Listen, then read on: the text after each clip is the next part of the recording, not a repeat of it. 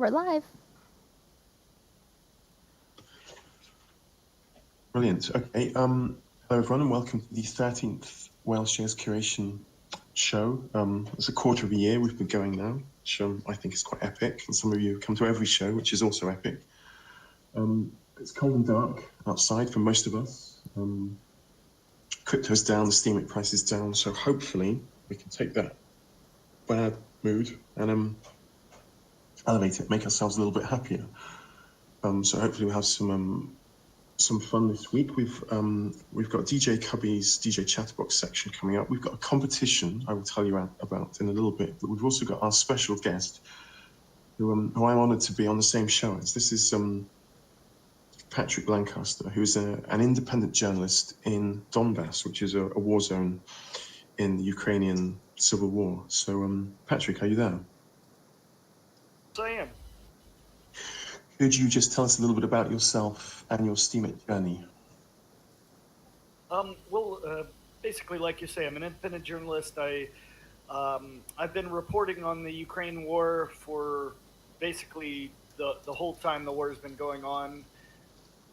First came to Donbass in April of 2014, and by accident that I ended up reporting here, but nevertheless, I continued to report here once I found myself in the center of the war, and no other English-speaking journalist has been reporting on the Donetsk People's Republic side of the front line as long as I have, or I say Donetsk People's Republic, but that's the anti-Ukraine governments or rebel forces, basically. And I've basically been trying to show happening on this side of the front line and what the attacks do to the civilian population. Yeah. Okay, brilliant. I don't know if any of you have seen any of Patrick Lancaster's posts. I think some of you might have done. I've re-steamed a couple, but yeah, it's an honour to have an independent journalist in a war zone, which is, I think, is such an important piece of work. And you're doing it on Steemit as well, which is fantastic, partly because you've been censored, I believe. Basically, Facebook and YouTube have really done their best to keep my reports down, because on this side of the rebel side of the front line, I show what the attacks from the Ukrainian side do to the civilian population here, and this doesn't really go with the Western narrative. So in the media, I've taken quite a few attacks, and a lot of my work has been censored. But I'm enjoying being part of the Steemit community, because it's just really helping me, one, create an income from the work that I do, and two, reach more people, because become part of it. It's not why I do it, but it it's a necessity to make an income from my work. On YouTube, I've gained 10,000 subscribers, and I've made less than $100 in 4 years because of because my work is not suitable for advertisers, as far as YouTube is concerned. Okay, brilliant to have you here. Brilliant to have you doing this. Are you able to post a link to your Steemit page here? Because some people would like to have a look. So this would be something, so they could follow you then, see the kind of stuff you do. I should point out some of it is a war zone, some of it's quite graphic, but certainly it's good to get you some more followers and to support you with this. But anyway, so we'll be hearing your post selections later on. There'll be questions for you coming in from the audience. If you ask a question and I ask it to Patrick, you will get an extra bonus. You also get whale shares for just being on here, 5 whale shares. And there's also a competition because there is every week, and the winner of the competition gets some heavy upvotes from all of us, and we will do our best. Last week we got the prize up to $15 before the crash. I'm hoping we can get it to $10 this week with all our upvotes. But okay, so last week the thing you had to do was post yourself with as many clothes as possible, holding a picture, holding a piece of paper with the word whale shares on it. This week, we're going to do something a little bit the opposite. And I thought I could have pictures of you wearing as little as possible. But obviously, to stop you spamming stuff on the internet, I'm going to need you to have a shoe on your head as well. So as little clothes as possible, but with a shoe on your head. Now, I should point out, I don't need to see any parts of you that are hairy, or that would be hairy if you hadn't shaved them. So be as tasteful as you wish. But you also need to hold up a piece of paper that clearly says whale shares on it as well. So anyway, that's this week's competition. So send the photo. In fact, I'm thinking I got swamped last week. So have I got a curator here who would volunteer to be a recipient of the pictures? Send me the nudes and I will put them in the collage. Okay, they don't have to be like super nude. We can keep the essentials covered. Please. Exactly. You can cover your essentials with that piece of paper. Unless you're a naturist or whatever, there's no rules here. This is pure anarchism. So feel free to send whatever you want. Cubby, you might have to shut your eyes. Yeah, some forewarning would be nice. Okay, and should I post the pictures here, or should I make the collage and just post the collage here? Make the collage as you get them and post them as you can tell me how many you've got, and I can tell you when to release some. So we'll do it that way. Okay. Also, I have an announcement to make. Some sad news is that Cubby, she'll be with us for a few more weeks, but eventually she's going to, I think at the end of March, move on. So Cubby will no longer be a permanent curator. So I'm sad to announce that. But I have found a replacement in the form of Gabchik, who we had on previously, who's also very good. So hopefully she will be able to fill the huge shoes that Cubby will be leaving. So Cubby, are you there? I'm wiping my tears of sadness that I've already been replaced. Well, I had to move quickly to get stuff done, but you've been replaced, sadly, because you are a great bit of this show, and we will obviously miss you. But we've got you here for another month, so it's not, haven't we? It's not a huge deal yet. No. Can I ask where you're going? Well, I won't be moving or anything like that. But just starting in March, I won't be doing any more radio shows. So I will be stepping down as the DJ on all 3 shows that I currently do. And just be focusing on a different project. Okay, good to know. I'm going to follow your different project and I'm going to stalk you. Because I like you here. Do it. Stalk me. We will keep up with what you're doing, Cubby. Chris was saying that I've made this show dirty. There's nothing dirty about nudity. It's a natural state of us. Naughty. It's not dirty. It's as dirty or naughty or as tasteful as you choose. Right? The human body is a blank canvas. And you can do whatever you want with it. You can do whatever you want in these pictures, as long as it says whale shares. It sucks that Cubby is leaving, but on the other hand, we can get loose a little bit. Get buck wild. What we might do, Cubby, is pray for you to come. Crying back to us?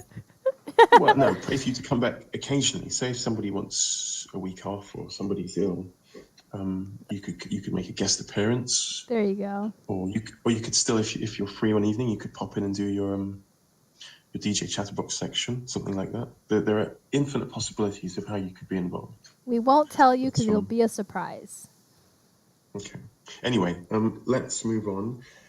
Should we go for our first post, which I think I'll get Cubby to do that. You normally go first. Indeed I do. Give me just a moment. And Patrick, I'm just checking out your profile, and I can't believe I haven't seen you before, but This is really cool. I'm curious to know how you found Steam It, if that's okay, while I'm pulling this up. Actually, I found it on a YouTube commercial, basically, a YouTube ad. Oh, cool. So in the heart of enemy territory, you found your salvation. Exactly. I didn't know they did that Steam did the YouTube ads.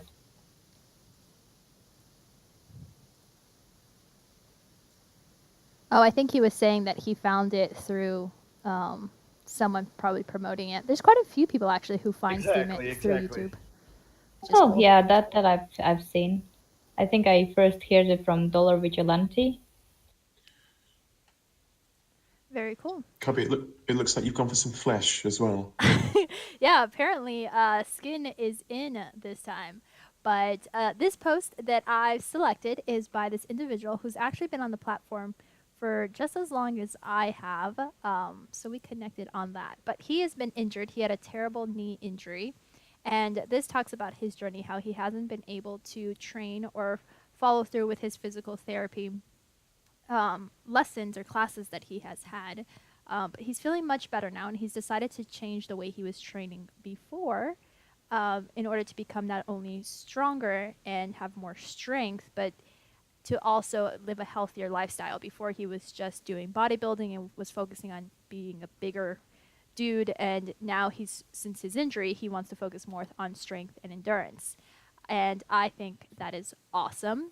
And when I first found this post, it had maybe 10 cents on it. It has grown a smidge since there.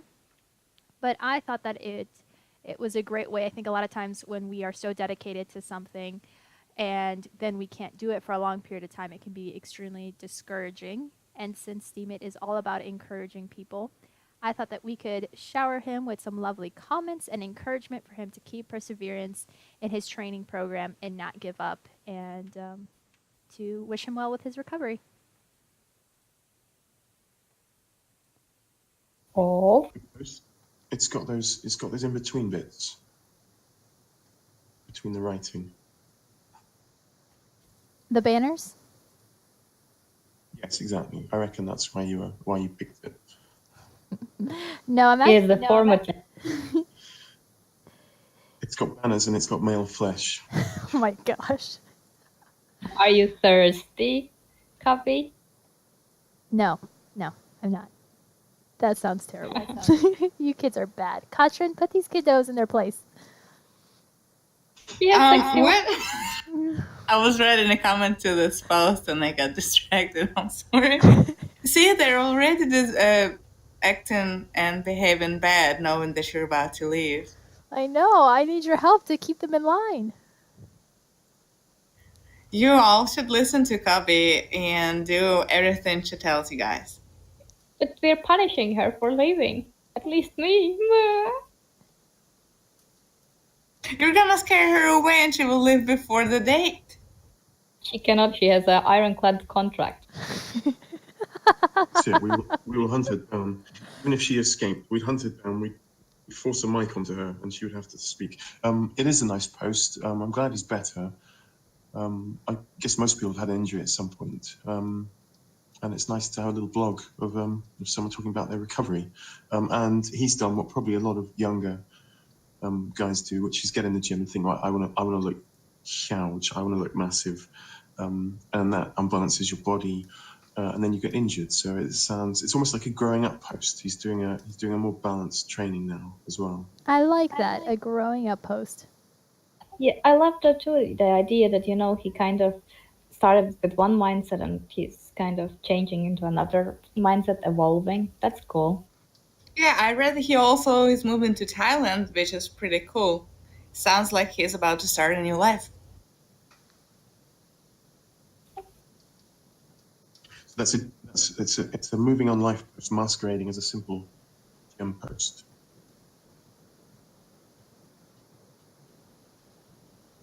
But anyway, stuff. Have any of my curators got a question for Patrick? Yes, I have a question. Patrick, where are you originally from? from St. Louis, Missouri, in the United States. Woohoo, Missouri! Why would you want to go to Ukraine and cover the events in Donbass? Basically, before the war started, I went to Europe in 2011 for kind of the normal generic Euro trip, and kind of turned into more than just a 3 month trip. I met a girl and ended up staying for a long time in Europe, and ended up hitchhiking around Europe for 3 years. And I became a photographer, more just for social media. I wasn't really doing video at the time, but when the events started in 2014 in Kiev, during the revolution or coup, I basically thought I wanted to go to Kiev and take some photos of what was happening. I didn't really know much about the situation, but it kind of fizzled off. And then when the events in Crimea started to develop, during the when there was the referendum and when Crimea joined Russia, I went to Crimea and I started. That was when I did a video for the first time, and I filmed what was happening in Crimea. And then basically when that started to fizzle down, I went to Donetsk, where I am now, and that's when the war started. And I found myself in the middle of the war, and then I just continued to what's happening here. Oh, that's crazy. Have you been home ever since you left the States? No, I haven't been to the United States since 2011. Wow, that is crazy. Do you plan on going back at any point at all? Well, I'd like to visit my family and friends again, but I actually, since I've been here in Donetsk for 4 years, I met my wife here, and our son is already 1.5 years old. So my family is here. Wow, that's pretty crazy. Your life got changed so quickly. That's amazing. Thank you. Thank you. How did you find American girls compared to Ukrainian girls? Well,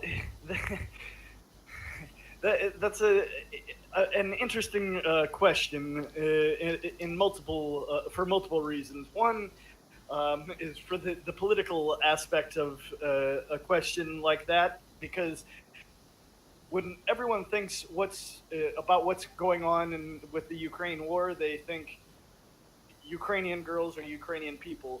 But the reality is that here in Donetsk and Donbass, the people are ethnically Russian, and even the language is only spoken in Russian.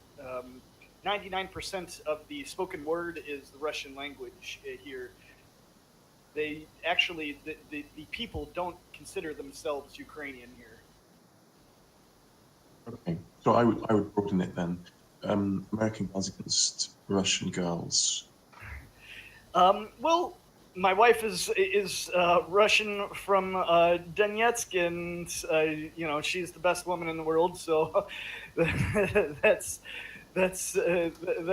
about the extent of that. But I think that's enough of an answer. Probably, I don't want to put you too much on the spot. She's listening. She's on the other room listening to everything.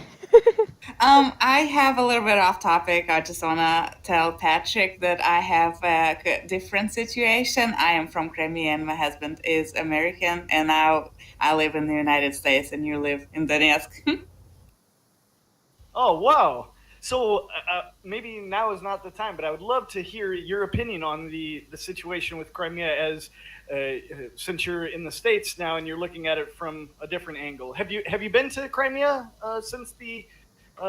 since Crimea rejoined Russia? Actually, at the time then it was rejoining. I was working in the military in the Coast Guard, and that was 2014. And in 2015, I moved to the United States, and I've been back home every summer since then. And Yeah, so I've been back there. We're in the Ukrainian Coast Guard. Yeah. Would love to have a million conversations with you. Just message me anytime on here. I sure will. Instant best friends. Stuff.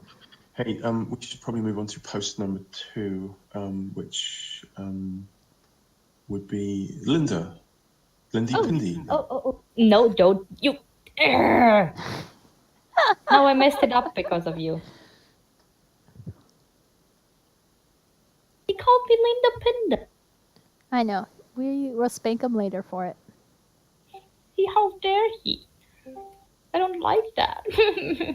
So I actually chose this one. It doesn't have, the post doesn't have any great formatting, so it's not gonna get your heartstrings that way, Cubby. It has one tiny image, and it's actually an introduce yourself post by a girl, and she posted some other posts, and she posted a lot of posts like in 2 days. But I kind of loved this one because when I read it, and she writes about how she's 19 years old right now and she's feeling kind of empty. And the thing is, but 3 years ago, when I was 19, I felt exactly the same way. And it's, even though her writing is not like nothing extraordinary, it it's like she feels like I felt back then. And I think that's actually how a lot of people who come from their teenage years to adulthood, who transition, they feel like this, that they kind of get lost at some point. And they spend, and she writes how she doesn't think it was depression or anxiety, but I think it's a form of that, because I had the same, that I was sleeping a lot and I didn't even get out of bed like her back then. And it was only for the simple reason that I had no idea about my place in the world. I was so disappointed on how world was built, that we basically slave away all of our lives and kind of just earn money to retire and then maybe travel if we can still, if our bodies allow us. So I was kind of in the middle of nowhere and trying to figure out what to do to not follow society. And I feel like she's going through the same, and I feel like a lot of people that age, 18, 19, 20, they're feeling like that. And I think that's a worthwhile post because it symbolizes perfectly and exactly how I felt back then. You know, i was I was laying in bed like her. I was playing a lot of computer games most of the time.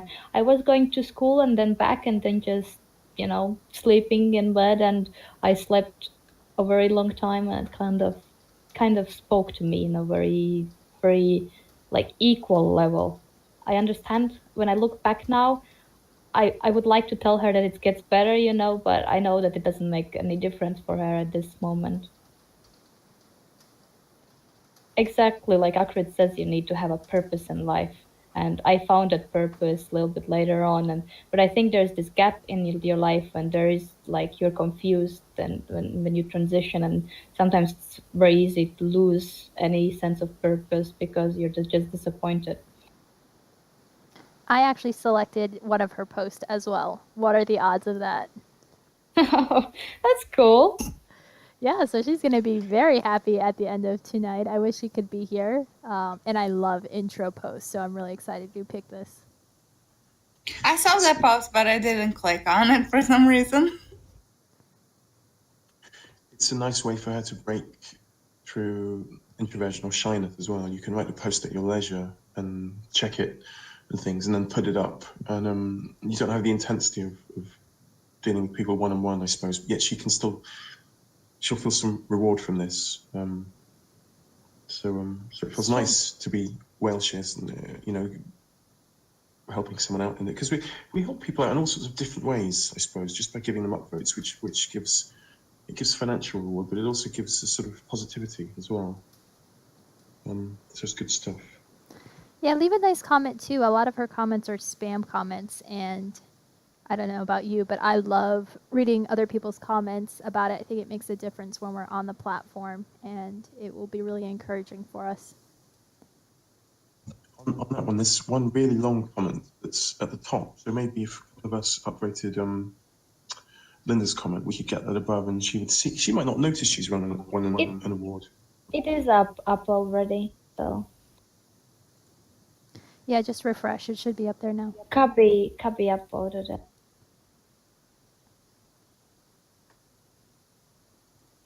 Good stuff. I hope it works out for her. And it'd be nice to see her in Whaleshed as well. Get her to join the community.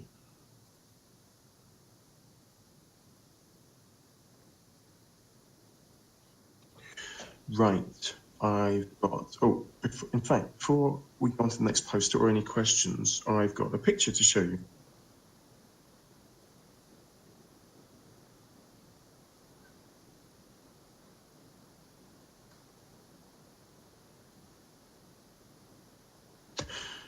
There's Jack. Oh my I god. suspect he didn't have to do much to take that picture because that's how he sits on his sofa most days with the heating up full. We got a winner. That's great. Oh my god. Well, maybe somebody does full body image, you know? Or not, you know. Oh my gosh. You could have warned somebody. Come on, it's only a belly button. That's not bad. Is that still him? Yes, I believe Yeah. so. I'm gonna add this to my collage. Now, in future, if you've got a naked, doesn't have to be naked. If you've got a picture of you with minimal clothes, holding up a Whaleshares sign. One issue is I didn't see a shoe on his head. That's crucial as well. Anyway, if you've got one of those, if you DM it to Linda House, because I've got other things to go back and forth to, and it impairs my ability to host. So if you send it to her, and then she will post them up there. Anyway, Cotterin, should we move on to your post? Sure.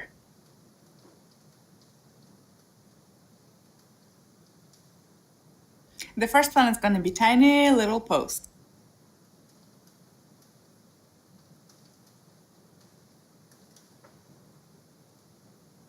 Okay, this first pic of mine tonight is a picture by a new Steamman. This person is called Mihailov, and he just joined Steamit a week ago.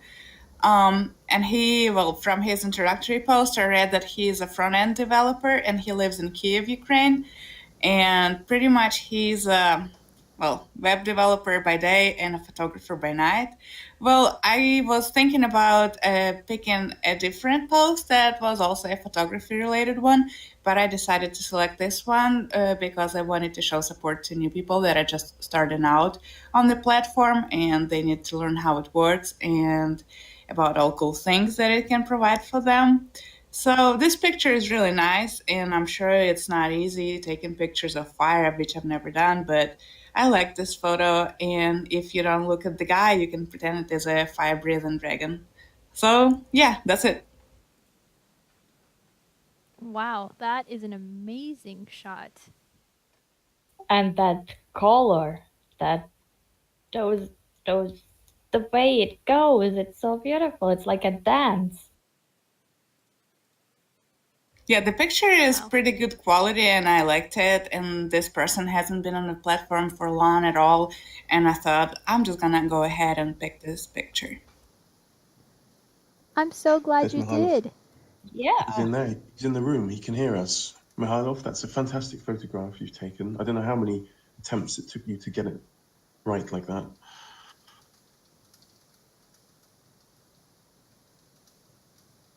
It's a burst photo, maybe, when you photograph 1,000 copies at the same time, and then you just have to go through all of them to find the best one. That's really beautiful. You're right, Akbid. Something's happened, isn't it? We've got half-naked dudes and Ukraine. It's strange. Good luck on the Mihailov, well contest too. He's did this for the self-portrait contest, so good luck. This is pretty amazing. Hopefully you'll place, if not win. That's actually you, Mihailov, in that photo. That's not him. Oh, I thought it's not a self-portrait. It's just portrait contest. Okay, okay. Well, anyway, fantastic stuff. Now, what I was going to say was a few things. I should point out that I am planning with Patrick Lancaster to do a separate whole show where we talk about the issues. So it will be a full interview, so probably be a bit more serious than this. So this is something we'll go into a lot more depth with. But I will let you all know about this in the future. We will set something up and have a big long chat and go into as much detail as you would like. Maybe a couple of shows. So talking about the past and the future of this issue. Patrick, you're still up for that, aren't you? Yes, for sure. I'm definitely looking forward to it. As always, I love to show more and more people what's going on here with this situation in the Ukraine war. I've got a question for you. Which situation has made you most afraid from your journalism? What has made me the most afraid? Yes, most in fear for yourself, your safety, your life. Would say back in 2014, in the summer of 2014, when the war was at the peak, and I was very new to being a war journalist, is when I became most afraid. But I mean, there's been more times when my life has been in danger. I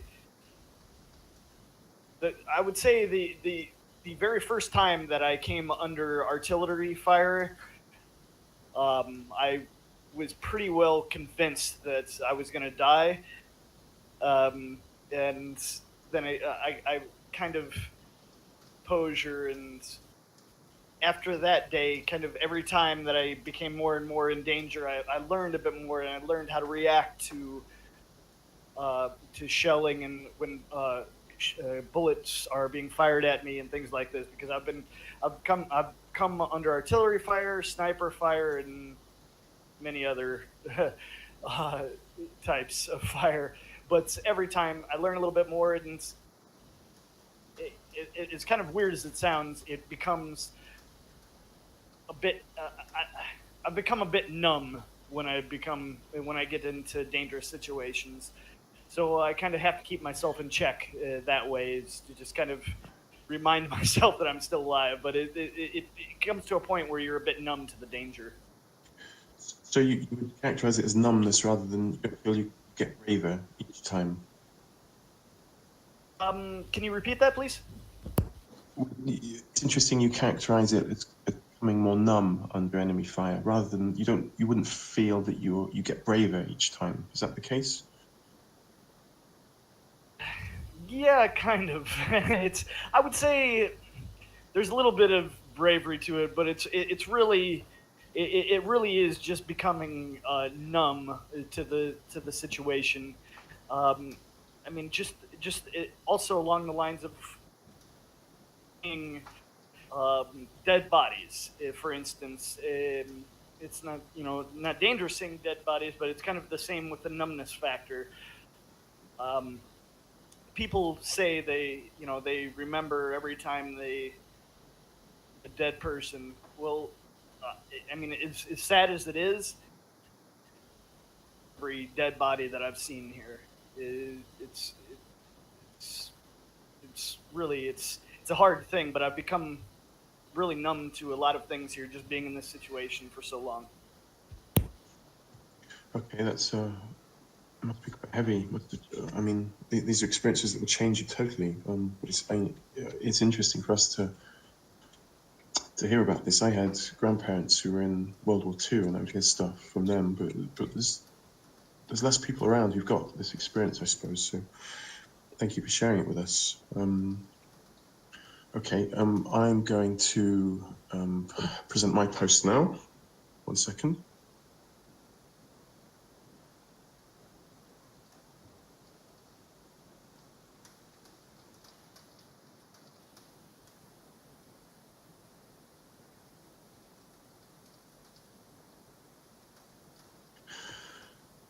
this, I mean, it's not on the same scale, but it's in a similar vein. It's a post about someone who had a car crash and they survived it. And I thought it was fascinating.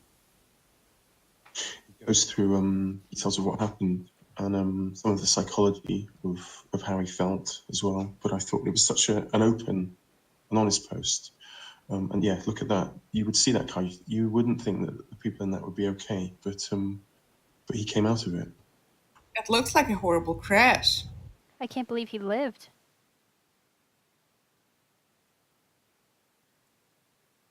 Me neither. It's crazy. The car just looks like the car looks dead. It doesn't. It's sandwiched. Yeah, Like, not good at all. I'm reading it through, and he has so many siblings in that car. If you scroll down as well, you can see the lorry that they hit, which is a big lorry. And so it must have been quite an impact. But I thought, a tricky thing to write about and an interesting post. And I thought, worthy of some upvotes, worthy of some rewards. He's putting himself on the line here by writing this. Yeah, it's crazy. This post hardly got any attention at all. I'm glad you picked it up. He's only got 39 reputations, so he must be fairly new as well. So hopefully we can encourage him to post a little bit more. Again, he writes he doesn't write just a little bit. He puts everything in that story, and that's amazing. Not a lot of people do that. Yeah, he went into some detail. Anyway, I think that's worth an upvote. I thought it Wow. was a great Even post. the driver was hospitalized for a few days, but lived.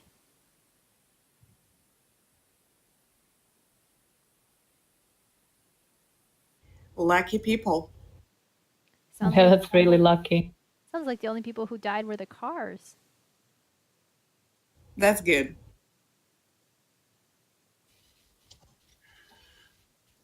Anyway, so there's a positive to it.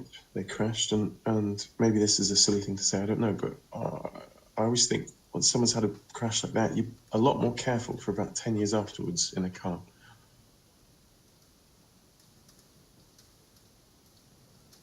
It's usually more relevant when someone has a very small crash, and okay, that's good, they'll be a lot safer now for a while. But anyway, he's all right, his family was all right, everyone was okay. And it was just the cars that got mangled. They were probably buckled up, so that's why everybody should buckle up.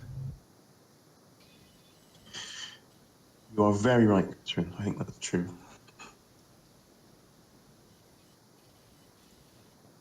Oh, and they had a driver. They hired that driver out to the family. I thought it was just the family in the car.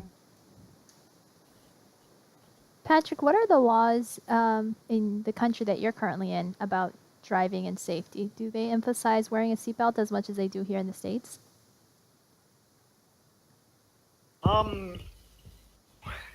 Well, there's not that many laws as far as driver safety here,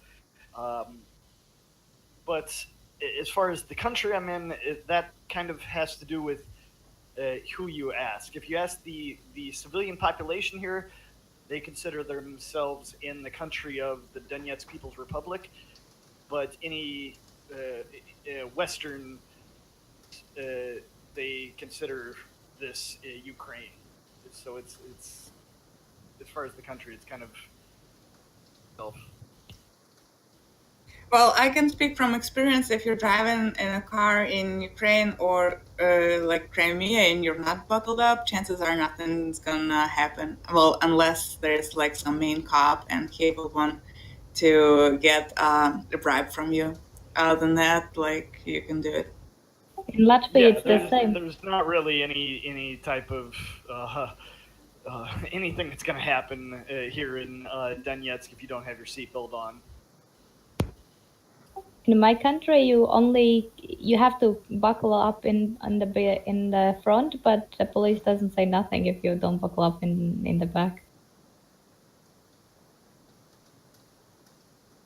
I I think have a it's only children that have to be buckled up in the back. I'm not sure. Maybe I'm making this up. yeah, that's true. But I think they're changing the laws as well in my place now. Anyways, I have a question too. I think I want to ask who do you think benefits the most from the war, this war exactly? Because somebody is always benefiting from it. That's why it's going on. It continues on. So I know who's the bigger loser. That's the people. But who do you think is the person or entity that benefits the most? Well, I think the benefit for the West came before, which kind of triggered what is happening now. Was one of the triggers. Um, Basically, when the ex-president of Ukraine, Yanukovych, was removed from office because he wanted to move more towards Russia. I think that was the biggest benefit for the West. And the West portrays what happened in Kiev in 2014 as a revolution. People here in Donbass consider what happened in Kiev in 2014 as more of a coup, because the the the, the majority of the people in Donbass voted for Viktor Yanukovych to be elected president, and when he was removed from office, they viewed that their government was removed without their consent. Basically, that's why they view that as what the West, the United States or Europe, did to basically replace their Ukraine. Even some people were very patriotic before 2014 as far as Ukraine goes, but have nothing to do with Ukraine, and they view their Ukraine as a dead Ukraine, basically. Okay. So it's basically you're saying that but I think somebody's still benefiting, right? I mean, it's the cows and the weapon. Somebody has to buy those weapons and everything. Even though if the biggest benefit has been used, they're still keeping it on. They're still letting the war go on. It would be easy to stop it, but people still don't let it be ended. Well, yes, they don't let it end, but um, I mean, it's a very complicated situation because that Russia is benefiting from the war, but the fact is that the Russian ruble has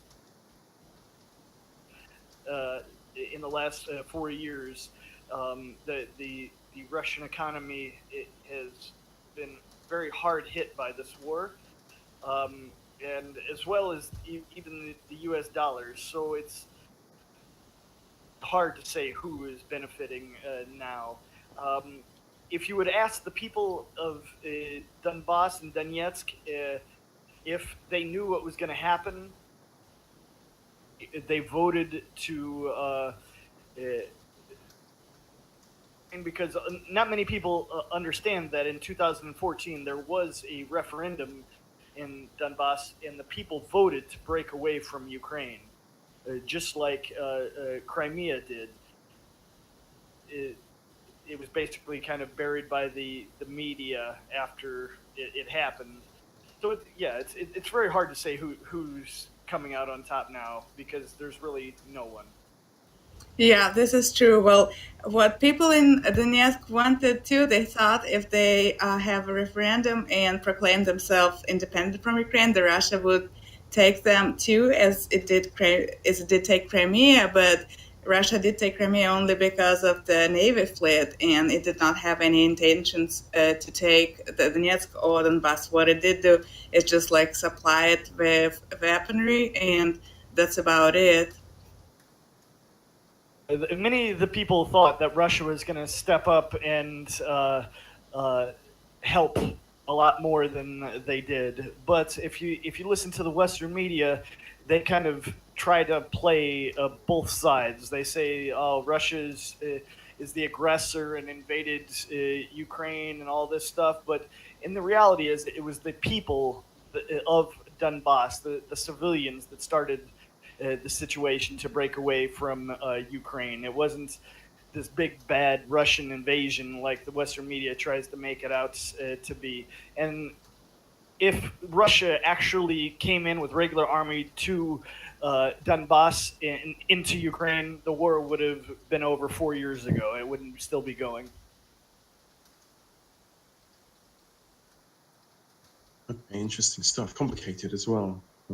I think it Sounds was Stephen Colbert making fun of Ukrainian military, saying that the Ukrainian military is saving everything they can from Russians that are trying to occupy them. And there was pictures of dudes, like soldiers, running away with flower pots.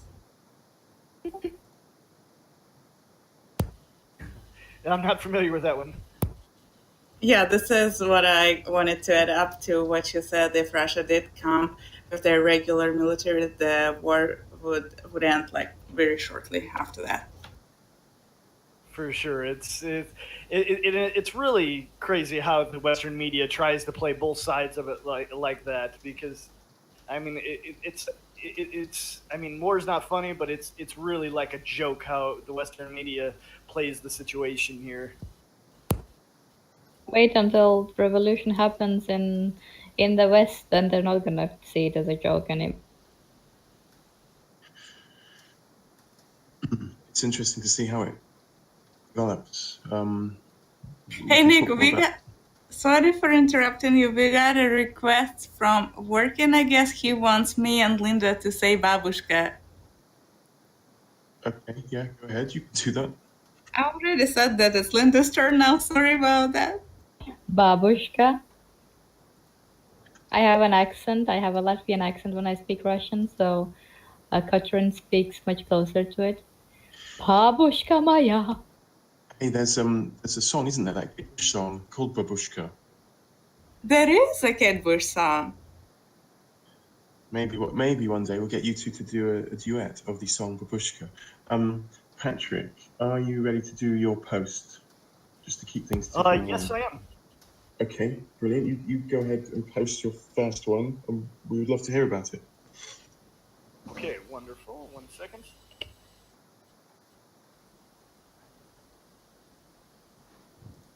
Wait, what does that word you guys just said mean? Or is it just a fun word to say? Grandmother, Grandma. I think. Grandma. So well versed. So I just posted my post, and it's from Simply Mike. Basically, it's to flag or not to flag, and I chose this because it's the only type of censorship that is on Steemit, because as you've heard. Censorship is kind of a big thing for me because so much of my work has been censored. I'm very sensitive to this situation, but it basically kind of shows what you should do and what you need to know before flagging. And I believe Simply Mike is in the room with us. Maybe they would like to say something. Not sure. Can you hear us? Are you there, Simply Mike?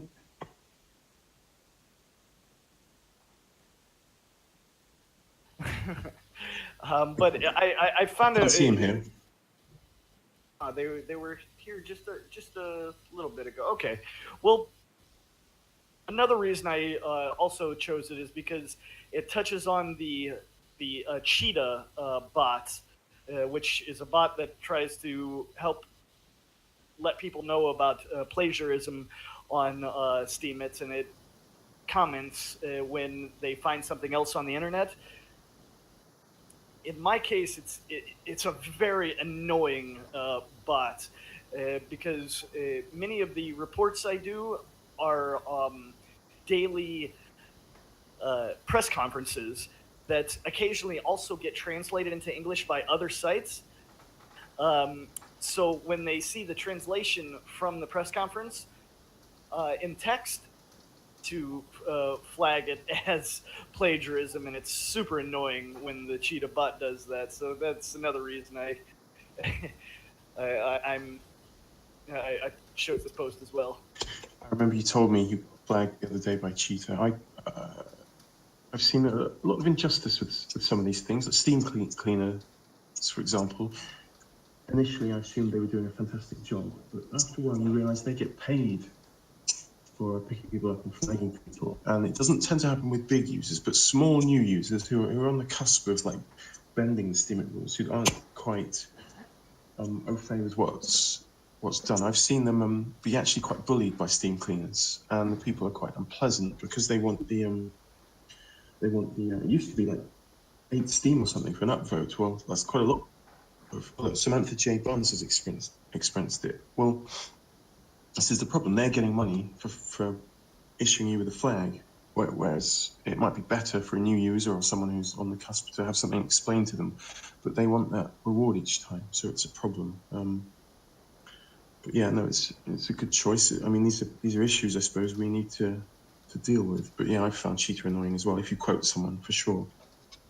I had once Cheetah drop by my post with and drop a link that was completely something different, and I remember that you have to find the creator of the bot and you have to tell them, and then they change the comment. It's kind of a icky process if you don't really deserve the Cheetah bot commenting on you. I had this once very early on when I wrote for one of my charity posts. I never had Cheetah come to me until that one time. Then I copy pasted one of my articles from Steemit to Gaules, and Cheetah on Gaules came to me. It's interesting because we, over at the other Discord that I work with, work very closely with them to find abusers of the platform. Not so much journalists who are quoting and translating other artists or other articles that they themselves have researched on it, but other people who are literally just copying and pasting, similar to what Katrin just said, but it's not her own work. They're copying and pasting it, claiming it as their other. I didn't realize that this was a problem to those who had been original writers, because like I mentioned on the other Discord, we find so many people who do plagiarize and who do abuse the system that it's tough to hear the other side of things. But whenever there is one thing going right, it's just a matter of time before they make mistakes and start hitting people they probably shouldn't. But it's good to know. Well, it was easy for me. The Cheetah came back and he said, "I'm a silly bot." They changed the comment from warning to "I'm a silly bot." Yeah, I have seen him do that before too. It just sucks when it does happen. Yeah, I didn't even know back then what it was, so I just ignored it. But somebody else corrected it because the post I made was through the Whaleshares Discord in the very beginning, and then some people from Whaleshares came and corrected it out.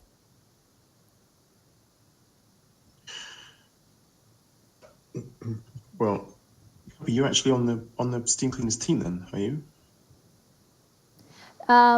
Not directly. I'm not the Cheetah bot flagging these things, but on the other Discord, whenever we do, because of our processes, we catch a lot of multi-account users, double posters, plagiarism, and things like that. We work closely with them with reporting it quite often, at least a dozen times a day, and they'll let us know when people are abusing our bots on their plagiarized work, so we can remove the upvote as well. So. When I used to post articles about writing, about learning Russian on Golos, and then the same article on Steemit, I never got flagged by Cheetah, and what I did was just change one or two words or sentences or an extra space here or there, because it's not an intelligent bot in any way. It just sees big chunks of text the same. So just change a word here or there, and you won't get flagged. Well, in my case, actually, many words were different because it was actually a totally different translation. So the words weren't the same at all, but it still somehow tries to flag some of my posts. That's what I find most fascinating. Like, how is that even possible? How did they even know? That's what I was thinking. I can't really figure it out. Did you source it on your post with that link? Basically, every day the Donetsk People's Republic does a daily daily summary or situation report of the hours of ceasefire violations that basically the artillery shells that were launched into the territory of the Donetsk People's Republic, and I daily translate that. I would say maybe every 3 or 4 days it gets flagged by the cheetah bots because another site has also translated the press conference in text, and somehow Cheetah knows that it's the same. I'm not really sure how, just because the words are similar. Interesting. Interesting. I think you can contact them and get yourself off their list, like the cheater list. That's possible, isn't it?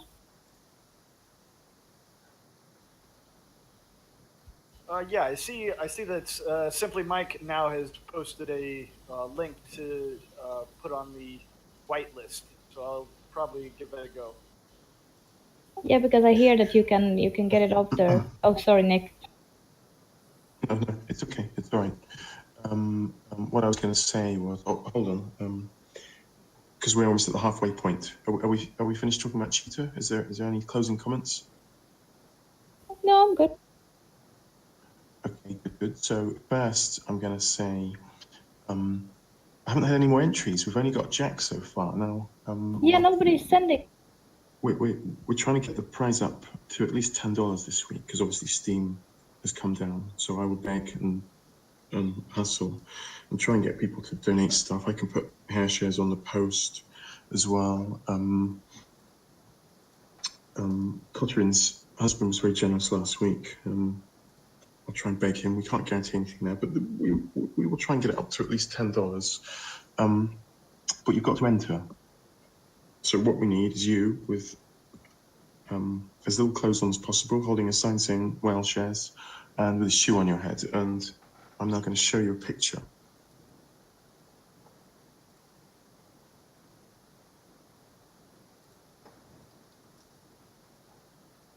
I think people are just shy from me. That's why they don't want to participate.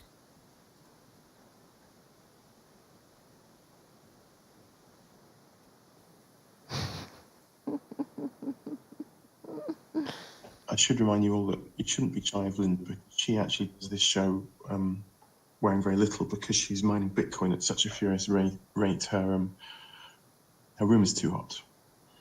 Zcash mine. Zcash, okay. Wasting energy. Also now we're at the halfway point. So in a bit we've got DJ Cubby's DJ Chatterbox section. So you'll need to think of a subject for how to talk about. But what I'd also like to do is, whilst the room's nice and full, get one of Patrick's posts up, perhaps the most recent one. So if you're interested in what he's saying, you can get on his follow. You can add him to your following list, get him some more followers. So Patrick, stick something up there. Sure will.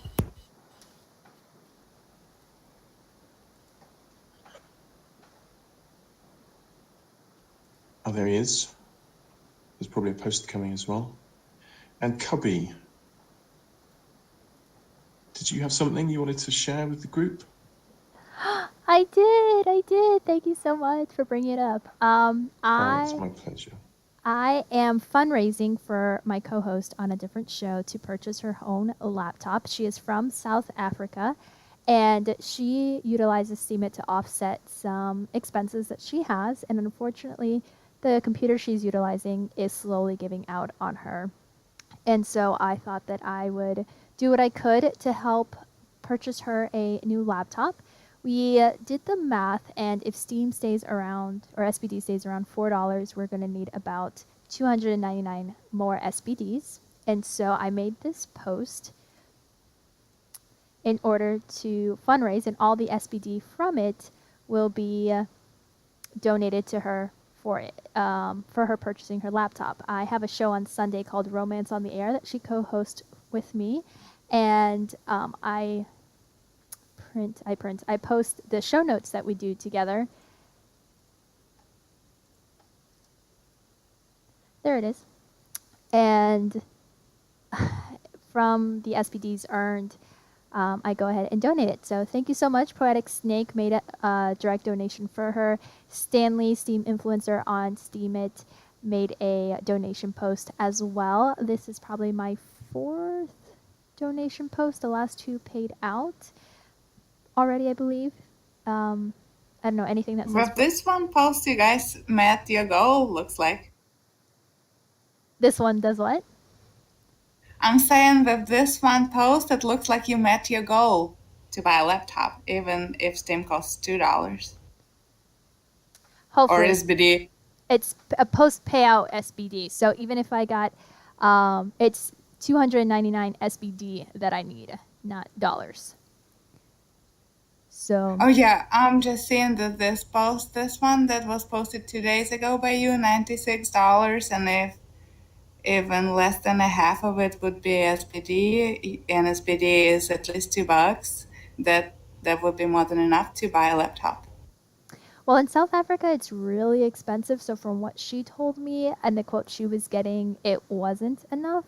So I'm going to keep going and keep fundraising it until we do have enough for it. So I was going to go ahead and send her 100 SBD that I had saved for it, but I decided to use the bid bots on the post in hopes that it would bring it up and be a higher return than just donated on there. So hopefully.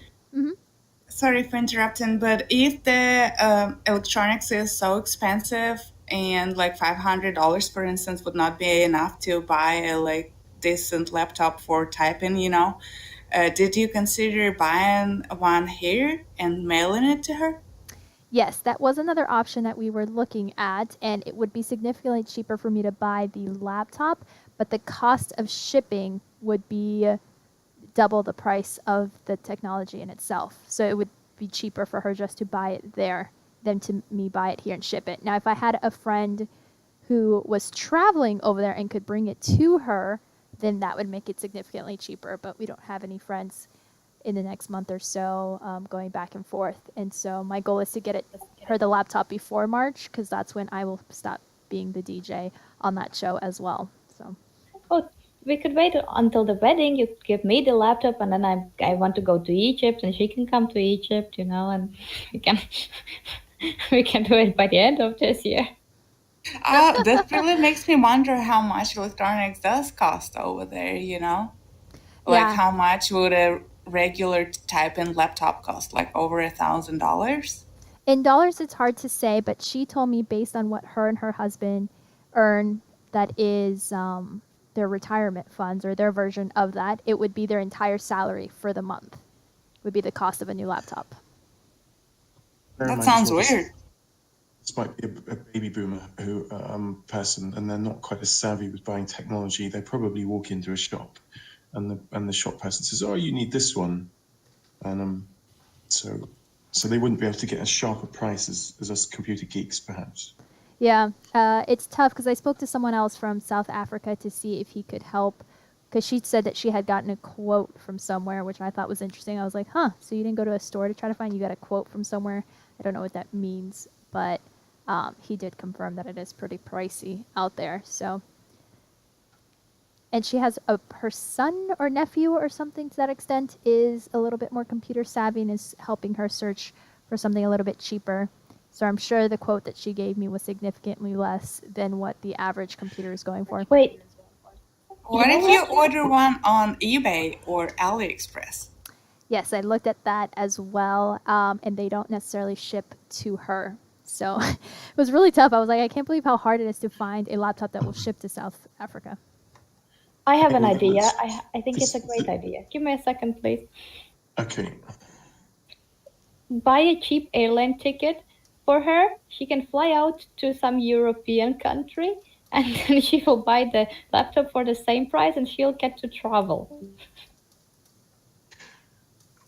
Right. Anyway, so we've got 2 great posts there. We've got a brilliant cause which is getting a laptop for a dedicated Steam-in. And don't forget to follow Patrick Lancaster, because he's got the interesting posts that will teach you more about what he's up to.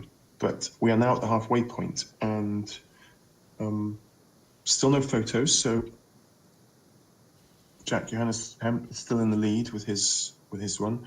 But now it's time for DJ Cubby's DJ Chatterbox segment. Linda, you're going to do the timing for this, I hope, yes? 1 second, yes. And Cubby, I've decided on a subject for you. I think it'd be interesting. Your subject is the man of my dreams. Oh, come on. Okay, that sounds lovely. Which is something we talked about before. So She's I know talking about you've given it Acrid. some thought. Yeah, obviously. She's talking about Acrid, yeah? Acrid says that he's there. Okay, are you ready? Never. I'm never ready for these things. I have to like mentally give myself a 2-second pep talk, but sure, go ahead. 2 seconds have passed already, so we're okay. Okay, 3, 2, 1, go. The man of the dream is tall, very tall, because as you can see, I'm just under 5'9", 5'8 3/4 if you're really counting, but who's really counting because no one's really counting. But I really love to wear heels, high heels, tall heels, because length is beauty and beautiful is me. So I thought that a man of my dreams would be rather tall, like the Twin Towers or something, even though they tore those down. But that's a different story. Anyways, I also speak a different language, so if he could do that, that would be golden. And most of you know I love Jesus, so he's kind of have to do that too.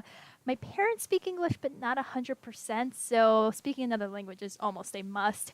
I don't really know what else to say. The man of my dream, kind of like Acrid, but a little bit taller. Not that I know how tall he is, but if I had to picture it, I'd say he's not as tall as me, because everyone seems to be a little shorter than me. Why is that? Where are all the tall men of this world, my friends? I need them to be taller and taller, as tall as me. What else could I say? I love chocolate and flowers and swimming and playing volleyball. I guess he doesn't have to do all of that to me, but who knows? That's it. That was a minute. You're not keeping track of time correctly. That's the minute, and my time was very good. You even missed the first second. You didn't use the first second. Don't blame my timer for your missteps, girl. No, because I was looking at the clock. I was like, there's no way. My clock turned and there was a 5-second difference. You started talking on 59 seconds.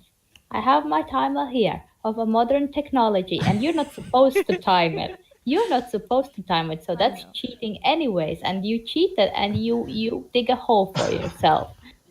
Cubby, I felt that whilst that was, you did a solid effort there, I felt you weren't giving us everything. You weren't giving us the absolute depths of what you really were looking for in the man of your dreams.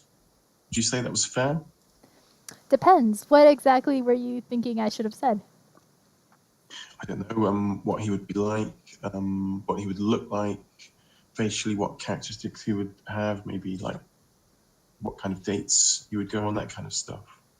Oh, I try not to fantasize too much until it actually happens. It keeps my expectations low. Okay, that's a very slick answer. I'm not sure if I'm hey, Keep your expectations low. You can't get disappointed. It's very hard to be disappointed. I just need him to be tall, Patrick. people. Relatively tall. Patrick, are you still there? Because your light is coming on and off again. Yeah, I'm here. Okay, I wasn't worried if you were like signaling, flashing on and off. What's your ideal height, Cubby, for a man of your dreams? Again, I'd like to keep expectations low since I've lived this long without finding it. You're asking me, the man of my dreams? No, sorry, Cubby. What's the ideal height, Cubby, for the man of your dreams? But Patrick, if you'd like to tell us who the man of your dream please. would be. Go ahead. Oh, that was so funny. I was pushing the wrong button for push to talk, so when you started talking, I was like, oh, you didn't like my answer? Well, I was told that I need to have more realistic expectations, so smaller expectations. So 5'11" is what we have thought to be reasonable. So just 2 inches taller than me. That way I could wear very small heels and he would still be taller. But ideally, anything over like 6'3" is is magnificent. It is perfection in my eyes. Do you know those measurements in meters and centimeters as well? I can get them for you. 6'3" is about 191, I think. Well, that's not much. You just have to go to Letland or somewhere there, like, from to Norway, Sweden. They have very tall people there. Yeah, just try to seduce Rico. Oh, there you go. Exactly. Is Rico tall then? Well, he might be since he's from Sweden, and that's what Linda said. Okay. The tallest people on the planet, in my experience, are the Dutch. Absolutely huge. It's really normal there to be 2 meters tall or 6'7". I knew loads of people men who are 6'7". Really? And Now I'm really and- excited for your wedding. I've been to parties many times and been talking to girls who are taller than me. So girls who are 6'4", 6'5", that's pretty rare outside of Holland, but it's really not that unusual there. I would say they're probably about 3-4 inches taller than somewhere like Britain, where you've still got quite tall people. In Latvia, it's a little bit similar. I don't know if as tall as Dutch people. I mean, I haven't seen that much tall Dutch people, but haven't seen much Dutch people at all. But I'm 164. I don't know in inches how much that is. I'm 164, and I was second smallest person in my class from girls. 5'3", 5'3", 5'4", maybe. Yeah, and I was second shortest person in my class, and I know a lot of women in Latvia that are tall, a lot of guys who are tall. I had this couple in my high school. The girl was shorter than me, and the guy was like 2 meters 10 something. That was the most ridiculous thing. Cubby, who would be your ideal, looks-wise, your ideal celebrity man of your dreams? Well, those aren't my realistic expectations, but I have been in love with Dwayne Johnson since just after his wrestling Is that days. The Rock? Yes, that The is Rock. the Okay, magnificent so Rock. So you like a beefcake then? I say that, but I've never dated anyone that bulky. I really like nerds, and so the nerdier they look, probably the best. So What about a nerdy bodybuilder? yeah, those are phenomenal, and all married apparently. Who?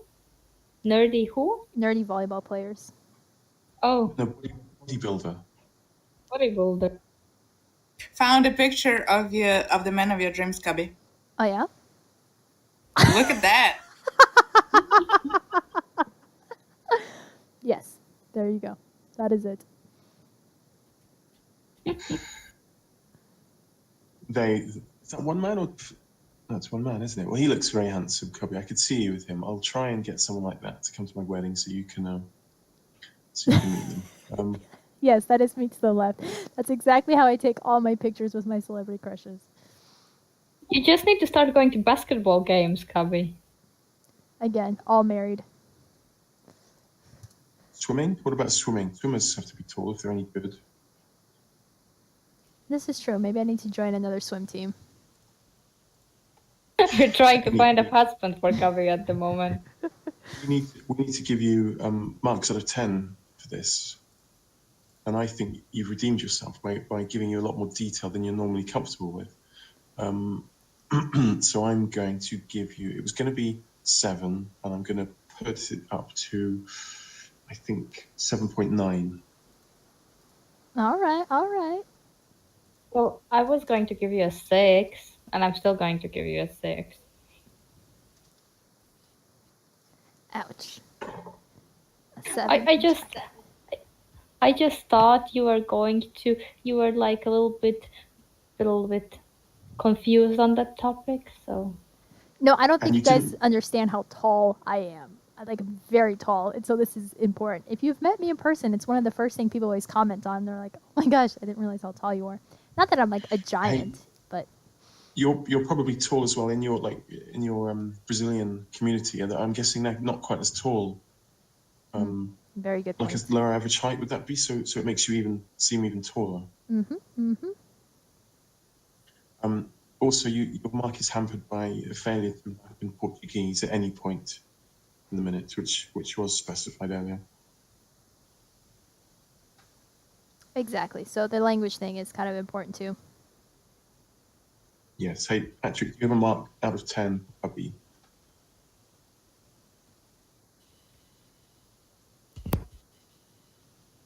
I know what you're saying about tall though, because I feel like I'm pretty tall for the United States too. I'm 5.6, and where I'm from, that's like average women's height, and here this is kind of above average. I guess because the US is a melting pot, there's all different races squished together. Whereas if you're from Western Europe, the average height is quite tall, and bits of Russia probably quite tall. Pale people are generally taller, aren't they? And sort of white North Europeans and Slavs and things. So it's all interesting, I suppose. I find it interesting. Anyway, Patrick, sorry, are you there? Yeah, I'm here. Do you have a mark for Cubby out of 10? Can you repeat? I can't. For Cubby's 1 minute challenge, we all give her a mark out of 10 for how well we think she did. If you could give her a mark, because I know she writes them down. 11 for sure. That was awfully kind of you. And you're a journalist, so you've probably heard a lot of really good 1 minute spiels. So thank you. Yes, and it's kind of. I don't know if you guys have picked up so far. I am kind of the opposite. To only speak for 1 minute is kind of a goal for me. I tend to go a lot more, so I can appreciate someone that keeps everything kind of short and to the point. It's good to be verbose. You've got a complicated subject, so it's good to go into detail. But this is something that we can explore more when we have our full-on Ukraine interview discussion thing. So looking forward to we it. can go into as much detail as possible. Still haven't got any more photos. It's just Jack Johannes Hemp. It's an upvote that I'm going to do my best to get to at least $10. Which, if you think about it, half of that will be Steam dollars. So it's 5 Steam dollars. It's quite a lot of money for taking your clothes off. You don't have to do anything else apart from put the shoe on your head and put whale shares on a piece of paper. Anyone? Any takers? We shall see. Anyway, let's move on to the second round of posts. Cubby, are you ready to do your second post? I sure am.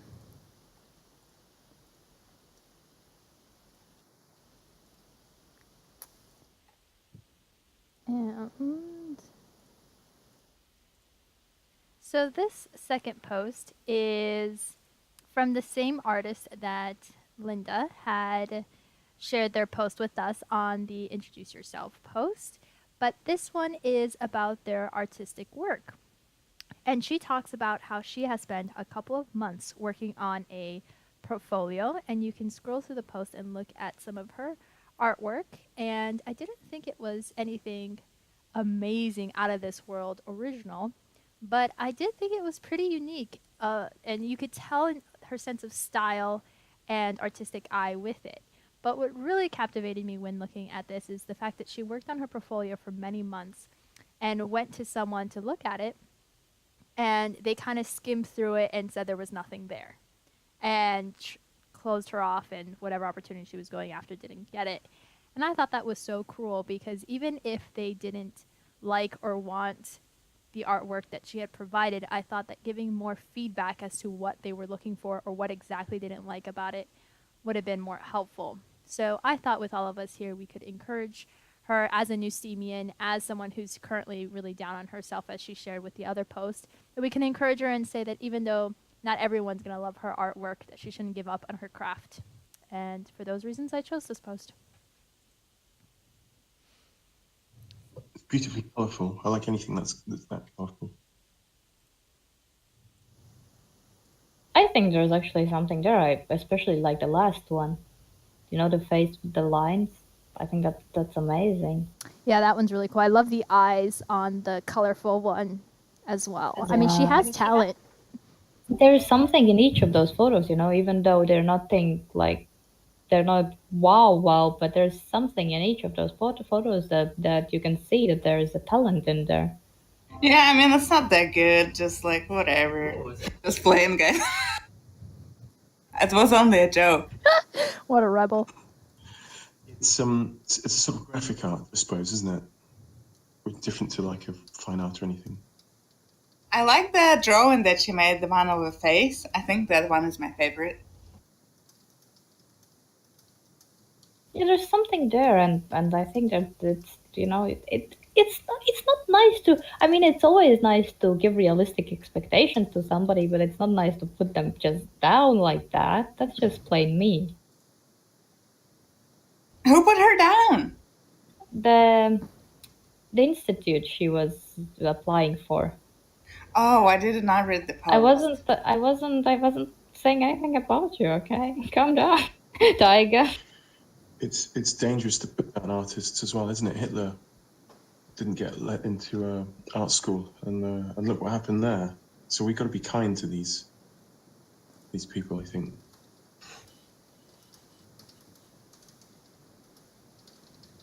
Sensitive, exactly, accurate. I don't think that was the decisive moment when he decided to do what he did. And then again, maybe it was. You never know, though. You never know what went on in his head. But yes, no, great post, worthy of upvotes. Thank you for bringing it to our attention. Shall we move on to? Oh look, I'm going to read this quote from Snake. An artist should always be fed with love. Not everyone will like their work, but they all put something from their heart in it. That's very true, Snake. You should leave that. You should leave that comment for her. I think that would encourage her a lot. Yeah, I second that. Linda, you're very right. Do that, Snakey. Snake, that's your mission. You have to put that on her post. And come back and tell us when you've done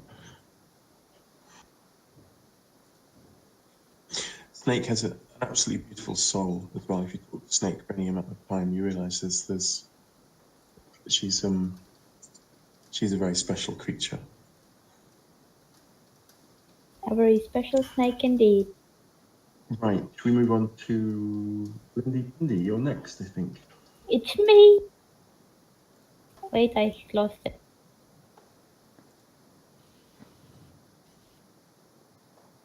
I've been running through the forest, I've been running with the wolf. That's the song he sings. I actually came past this guy last week, but I already had chosen my 2 posts, so I decided to choose him this week when I saw that he had some posts. And I thought last week I had a really beautiful song that he had, and when I listened to the Wolves, I think that was really nice as well, because when you listen to it, you can hear how he layered the music, like he sang over his own voice, and you can see that difference because the original is being sung by sung by Selena Gomez, which is female, and then you can hear here that he doesn't put any other voice over, it's just his voice there, and I like that. And I think he has a talent. And I love his name, Unknown Music. That's really cool as well. So I think it's worth listening to, and he's fairly new. I checked his YouTube account because he uploads on YouTube, and I understand that because when I tried to upload on YouTube first times, it was kind of clunky and wouldn't load my videos much. And I checked his YouTube account, and he has posted on Steam what he well I was reading Akron's comment, sorry.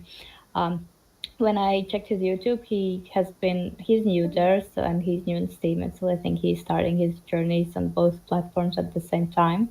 So I think we could encourage him. Its reward's gone up a bit now, but when I looked at it just now, it's only 33 cents, which for an original song recorded like that is it's not enough, is it? It's not his original song, though. I mean, it is, but he does sing it, but it's not. Yes, but for someone to record a piece of work and put it on Steam, it's really 33 cents is too little. it's really hard also. I've done some videos and it takes you even more time than just writing because the editing, just cutting, especially if you're just new to this system. For me, it was kind of easier because I've worked with some pretty heavy systems before, like different different places. But if you do this, like when I first made my video, it takes you hours to just cut it properly, and he has layered the music, like put our voice, his voice, wherever it's needed, and I think that's a huge effort put in there. I think he's Spanish, or something from that language tree. I'm pretty sure it's Spanish. Wait, I look at some comments. Yeah, it's Spanish. I mean, I don't know if he's from Spain, but he speaks Spanish originally, so it's also his second language. Venezuela. He's from Venezuela. Good stuff. Lovely post. We'll put 100 whale shares on that, and hopefully he will feel suitably rewarded and keep motivated to keep making music. Any more questions for Patrick Lancaster? Patrick, do you have any pet peeves when reading articles or posts from other people? Well, not exactly. I tend more to enjoy video posts on DTube or YouTube as well. But as long as the posts are from when I don't really have any issues. What kind of posts do you enjoy reading the most? More of about people's lives and what they're actually experiencing, and they have learned from other sources. You know what they experience. Very cool. Thanks for sharing. I have a question too. Patrick, what is the crypto situation in Donetsk right now? Can you like go and exchange any crypto into fiat like without a problem, or how does it work over there? Well, actually, no. Banks don't work here. There's no way to exchange. Well, I figured that the banks don't work, but I thought like maybe like you could figure out something with people, you know, and it's not exactly you can buy Bitcoin at the bank, you know. Well, yeah, I actually have not taken out any crypto in exchanged into dollars yet. I was my first experience as far as cryptocurrency goes.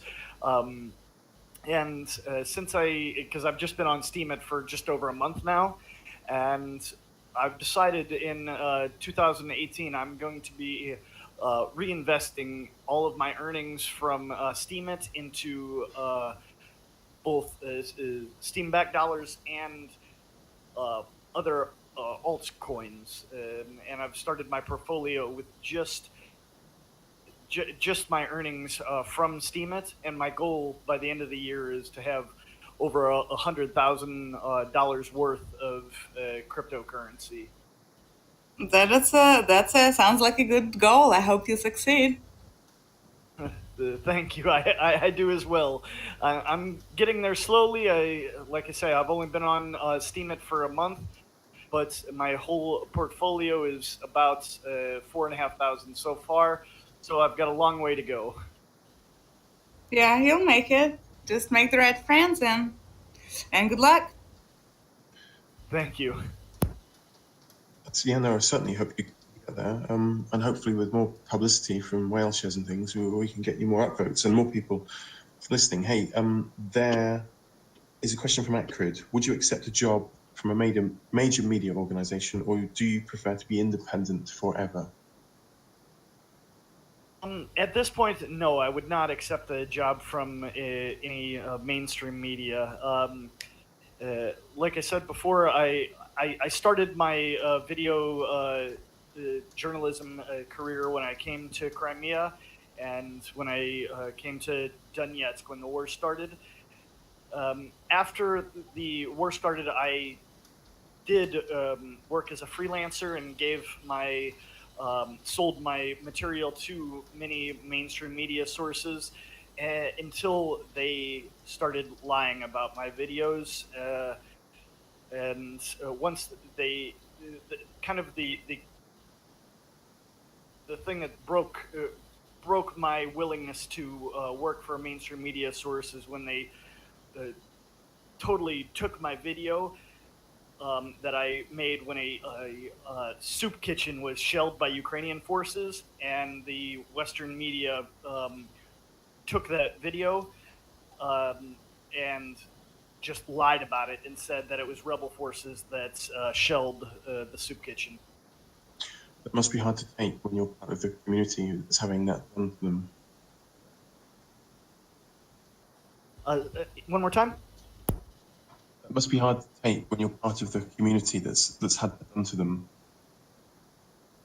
Yeah, it's very hard to see what the Western media is doing, because I see how the population of Donetsk and Donbass, it really is being hurt by what's happening in the war and what the Ukraine forces are doing when they shell the civilian areas. I mean, like I said, my wife is from Donetsk, and her childhood home has been shelled by 3 times by Ukrainian forces. I have another question. Do you think that people in Donetsk hate America?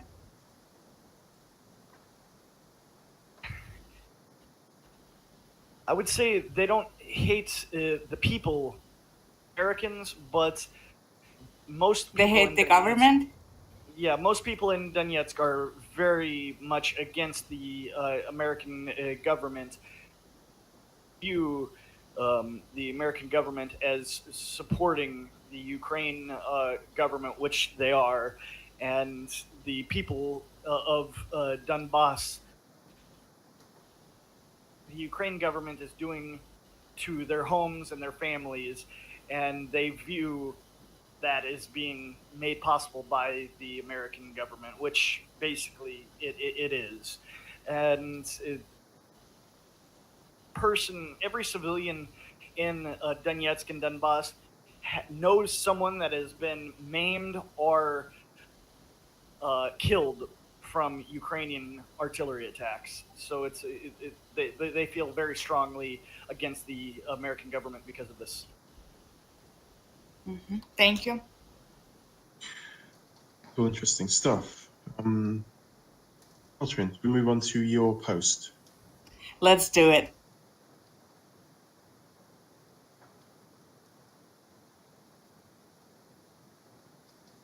Wow, look at that.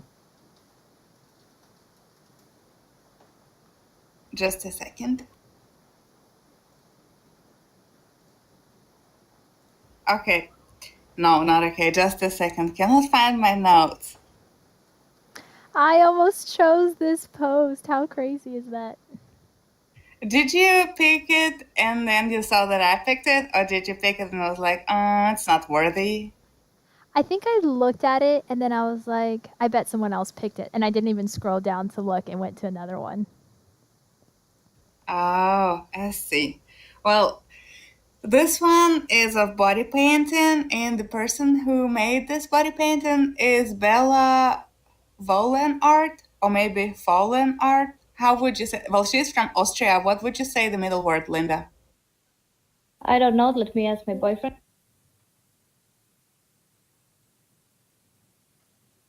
Olin. Volen? Volan. Yeah, that's by her, and she has been on Simit for a little while, since last year actually, but for some reason I didn't recall seeing any of her posts in post promotion channel before. But anyways, she shared a photo of body art she created and the video capturing the entire process. You can tell from looking at these people that she is very talented, and she must have been doing that for many years. What did catch my eye about this is that these man and woman whose bodies she painted, they were actually separating to pursue different goals in life. I thought it was weird, and it's crazy that they would be willing to manifest their desires in such a creative and unique way. So that's why I picked this post. It's fascinating. It is interesting that they would express that. They take the trouble to make that piece of art, just to show that's what they were doing. Yeah, she said that the guy wanted to do something with physics, I think, and she wanted to go back to nature, I guess maybe start a farm or whatever. So that's why they couldn't be together. And I thought, like, wow, that's pretty crazy. They would want to have their entire bodies painted to have this memory, you know? I am looking how she made it, and it's pretty amazing. She's off the charts talented, isn't she? To do that. That's not just good. That's phenomenal to be able to create something that looks like that. Yeah, pretty good stuff. And like if you look to her profile, you will see that she has painted so many bodies, and she is really, really talented and creative and really, really good at what she does. Oh, now I get the bright background. Yep, you can make those your backgrounds. I admit now I understand them, because you know that the part that he's going for physics and she's going for nature. I didn't get it at the first second, but you see that line in the middle. Yeah, that's what she explained in the post, and I briefly read it, but I read it in its entirely, so that's why I know what the backstory about these people is. But the picture that I saw the painting, I was like, that's pretty amazing. That's why I picked it. And that work that takes so long, that's so beautiful, that's so talented. Very true. Great post, great choice, and it's great to be able to see stuff like that as well. We wouldn't be able to see it without Steam It. It wouldn't be the motivation for her to post, I suppose.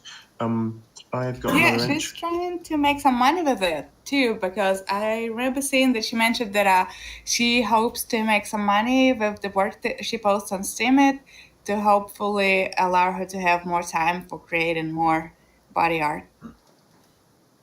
Deserves it. It's great. I have now got a picture, another entrant for our competition. Everybody's shy from me.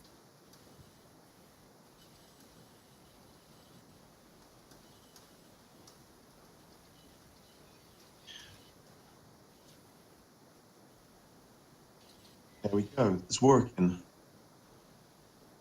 We need That's full funny. body photo. We need to. But You have to the be honest now. How much were you wearing underneath that? But the tiny paper is not gonna cover any special parts. You know, that's kind of he played it safe. He doesn't want to expose too much. Oh my gosh. Is that a skiing? Patrick, is that you? No, not me. It's walking. It's acrid.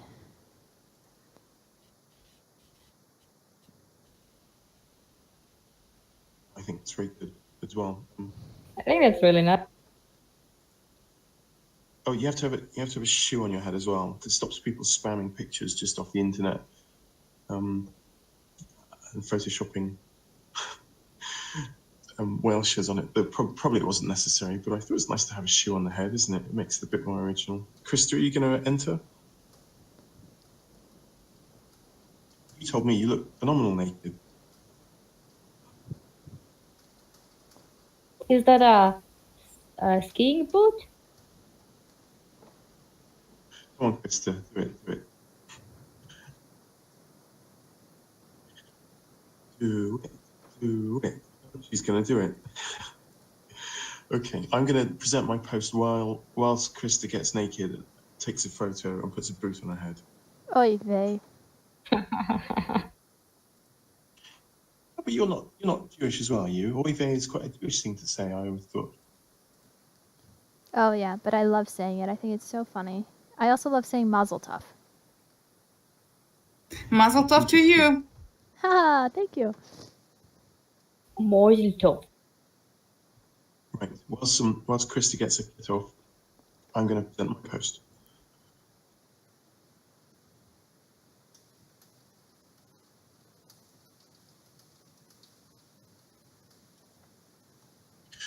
So this is from Bushkill. Now, I knew Bushkill was working on a post, and I assumed it was going to be about bees, and I was all excited because I love bees. And he talked about doing a post before. Anyway, I saw this one, and it was about the Boy Scouts. I thought, okay, I did not realise that, but he's an outdoorsy sort of person, I suppose, so this would appeal to him. This reminded me of my days when I was a Boy Scout, and before that a Cub Scout. And it was about the US Scouts, which were an offshoot of the British version, and it made me quite nostalgic, and it was a nice sort of chatting about it. And at the end, he linked an article. So you can read about the initial inception of the Boy Scouts. And it also, there was a nice little anecdote where an American man in London required some help. And it was in the days where you could ask like children to help you with things in town. I think it was in London, and this boy helped him, and then he offered to pay the boy, and the boy said, no, I'm doing this for free because that's what Boy Scouts do. And I thought, what a lovely time that was when people strove to be good and to do selfless things, and what a pity we don't have that as much now, and perhaps it will come back, I suppose. But lovely post, made me nostalgic, almost gave me a bit of a lump in my throat, and certainly deserves some upvotes, I think. Yeah, I was actually looking at this post and I was like, oh, that looks like a nice post. And I scrolled down and I was like, sure, Nick would have picked it. It is a very Nick type of post. Yeah, that's why Really then I fast. see a lot of writing and something like really deep. I'm just thinking like, oh, I should probably not even bother because I'm going to see his name, his comment at the bottom of it. Were you a Boy Scout, Nick? I was a Cub Scout first, and then a Boy Scout. And I did some great stuff. I think I stopped when I was about 15. I decided I was too cool for school then. And in a way, I regret it. But we used to go up on Dartmoor. Have you heard of Dartmoor? You know where the Hound of the Baskervilles is set, the Sherlock Holmes story. It's a bit of wilderness in the southwest of England, and we do camping. We learn all sorts of skills, and yeah, things that have stayed with me. Even like tying a knot, a special reef knot. I know about 4 or 5 that I remember from Scouts, and they're still useful when I'm out in the garden doing stuff. I think, oh, I'll do this special one because this needs to go like that. But it was taught to me when I was so young, and it was useful. Letterboxing as well. We used to go up on different. Do you know what moors are? Is that only a British thing? It's a raised bit of ground that's got no one living on it, a raised bit of wilderness, and we have this tradition where, because there's lots of granite on these places, you keep these boxes tucked away with a stamp and some ink in, and then people go around and look for them. And there are directions how to get to them, but they're hard to find. And if you find one, you stamp in your little book. So I had a little book and put stamps in it as well. So yeah, great stuff.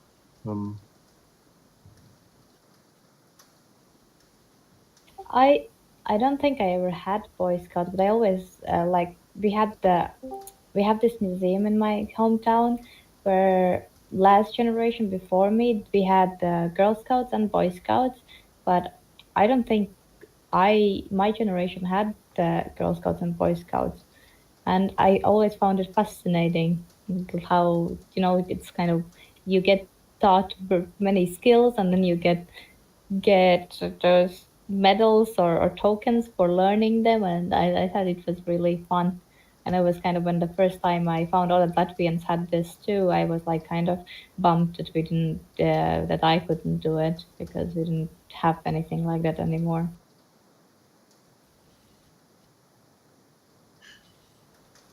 It might be more of an Anglosphere thing. So the UK, Australia, Canada, and America. I don't know, but Cubby, you must have done something like this, like a Christian version, I summer wish. camp and stuff like that.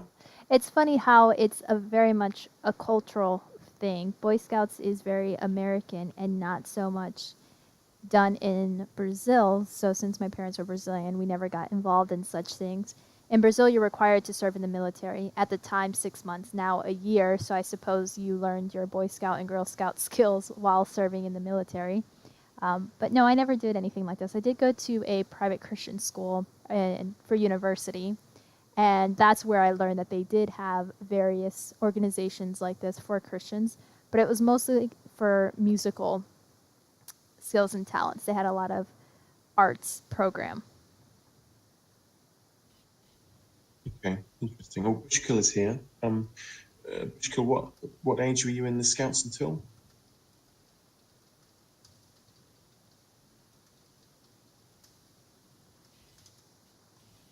Okay, same as me. Once you get to 14, 15, your hormones kick in and other things become interesting.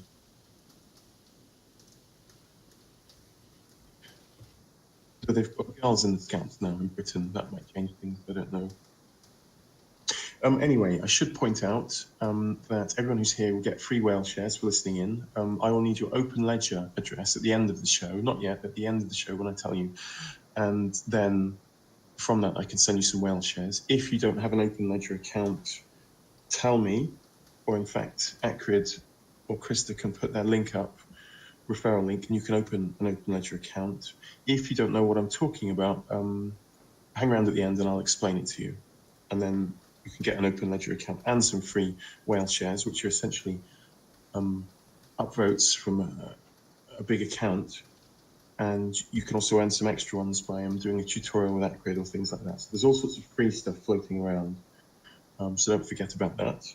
Don't forget that Patrick and I are doing one or maybe a series of interviews about his stories in Ukraine as well. So there's a lot more to hear about that. And we can go into like the geopolitics and the history as well, which I find quite interesting. So that's something. So keep your eyes open for that. And Patrick, I think we can go on to your post, which will be the final post of our round of creation.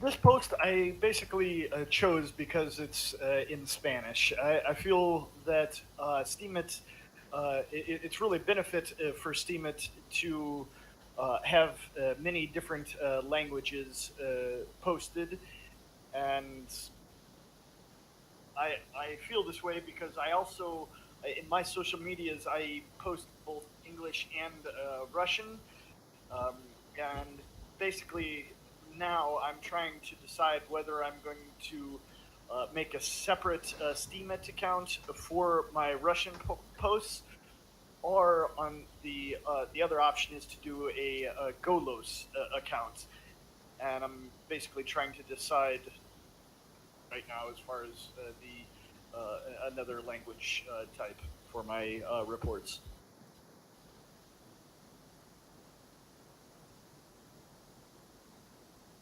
I'm just scanning through this. This is tricky for me to read. Yeah, it's basically a post about this woman's dinner and her night out. It's nice formatting. The food looks good. It looks like fantastic food. I Yes, makes me love hungry. I love that you chose a post in a different language. And I hope that you continue to write in a different language, but that you hopefully don't have to create a whole nother username for it, but you do a side-by-side translation. I've seen some users who will write a full post in English and then a full post in their native tongue, or do half and half. I think it's less frowned upon to do half and half versus doing two of the same posts just in two different languages, especially since you and Cheetah already seem to have gone a couple of rounds.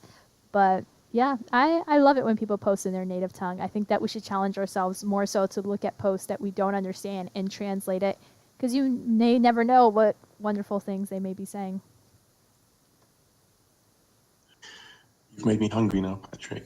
That's, I'm going to have to go and get a snack in a bit. Hey, what is the food like in Ukraine?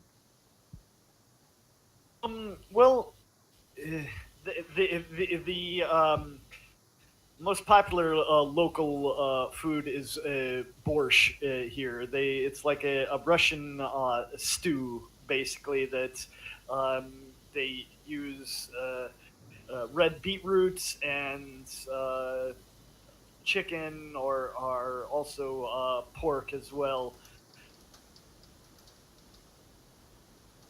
Yeah, there's different local cuisines, but as Europe has the donar, here they have what they call the shawarma, which is the street food basically. Okay, interesting. And what's I've been asked, what's the best drink in Ukraine? Vodka. Yes, that's the normal alcoholic drink that is drunk here in Donbass, but have what they also call kumpat, which is like um, a juice or a. Oh, my grandma made compote all the time. It's very good. Yeah, you can make compote from everything. Just put some sugar and some juice. Like Do you grass? guys have any imported drinks over there? There's not very much Western drinks here because for the last 4 years there's been an embargo. Basically, Ukraine cut the ability to bring commercial goods into the rebel controlled territory. So the only all commercial goods come from the Russian side across the controlled borders with Russia. The Ukraine 4 years ago cut all commercial goods coming into this area.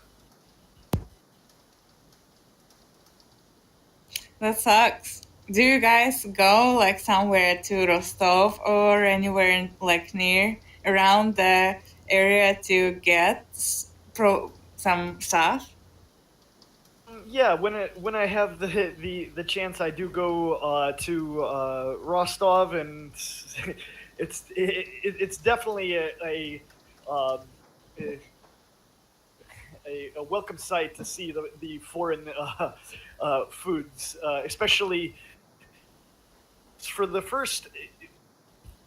After the war started, basically McDonald's closed their stores here in Donetsk, and just about I guess it was about a year ago now, a new McDonald's, what they call Dunmock, opened up, and so it's basically like McDonald's but a little bit different. But normal McDonald's is a nice sight to see because there's not much fast food here. Oh, that's good. At least you can go to McDonald's sometimes whenever you're out of town. Yeah. I tend to go to Russia every couple of months or so. Very nice.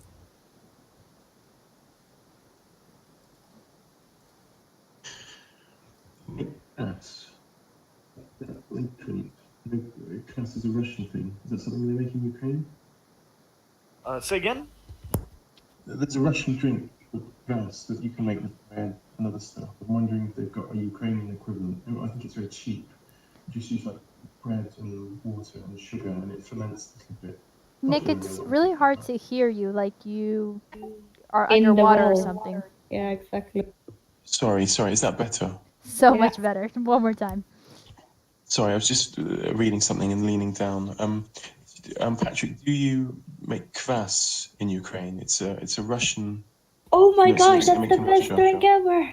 That's the best drink ever. They you can have kvass here.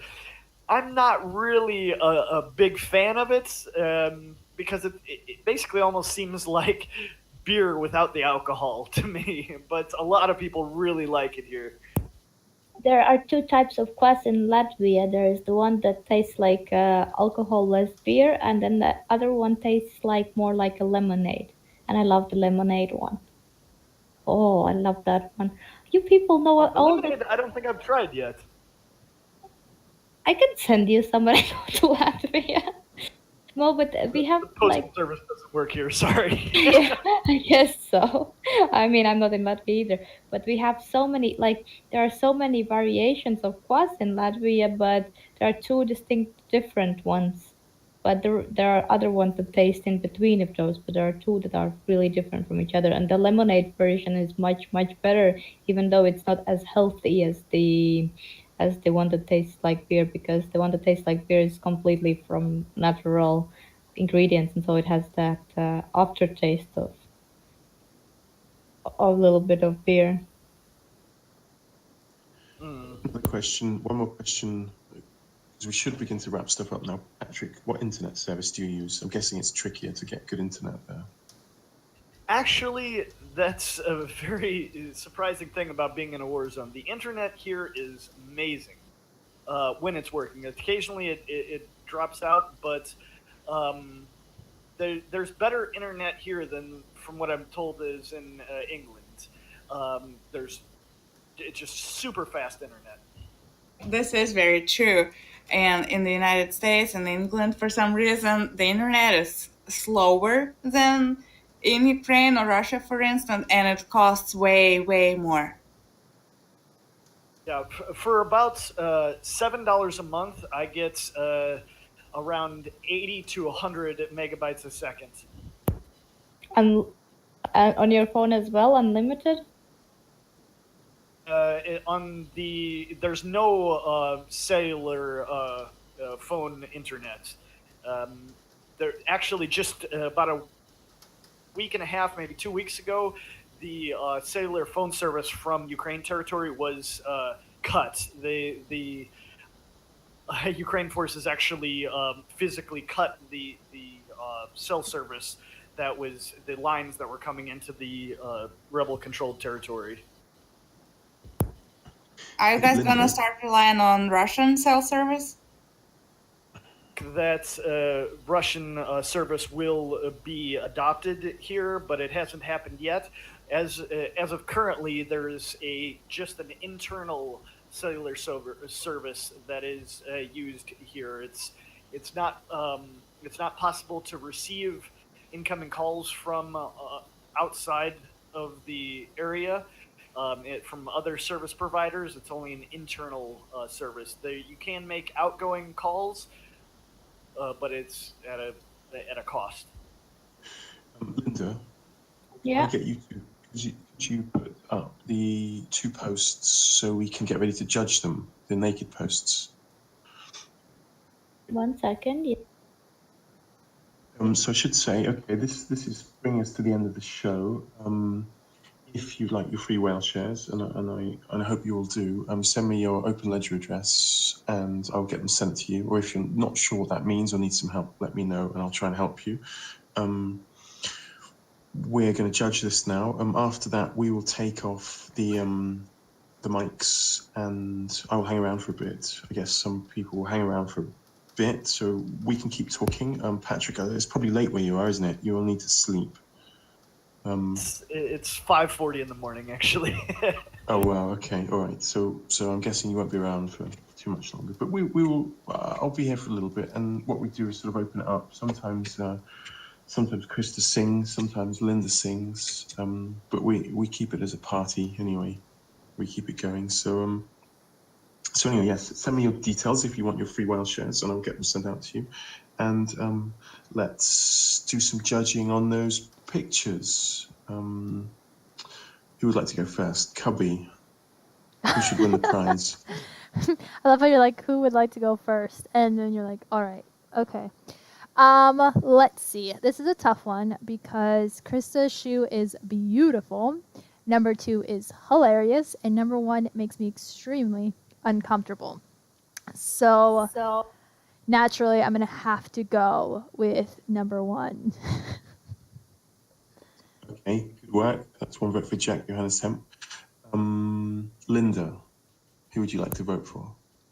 Okay, my argument is that number 2 is very, very, very smart. I like, not smart, like, what was the word?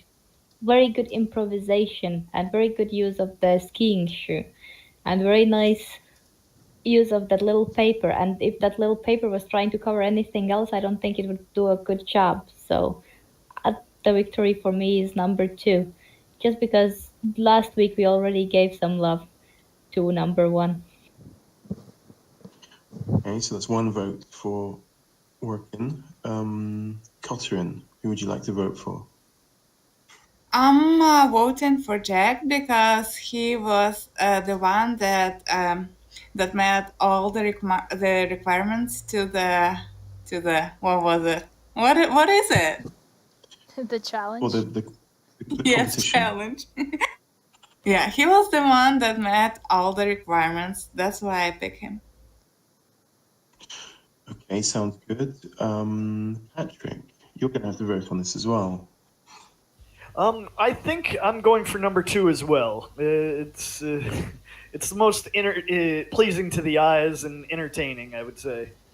But we have the rules. We don't pick what looks better. We pick according to the rules that we created. I don't know. Patrick's allowed to interpret the rules in any way, so I'm going to let his vote stand on that. But this is the problem now. This leaves it 2-2. I can't vote for Krista because she didn't get her kit off. But I'm finding it hard to pick between the two of them. So what I think we should do is get them both to put a post up, and instead of taking one up to $10, I will get each of them up to $5. So we will call this one a draw because they're both excellent efforts. So how about that? Hoorah! Okay, so Walk-in and Johannes Hemp need to make a post with this. Maybe put in the title that it's from the Whale Shares Curation Show. Get a link to the post to me, and I will get that post value up to $5 if I possibly can.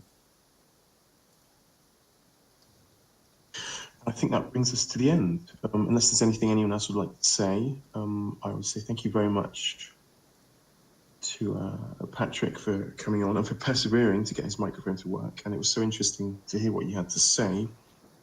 And I look forward to talking to you in a lot more detail when we do our interview. Brilliant work from the team, as always. Yeah,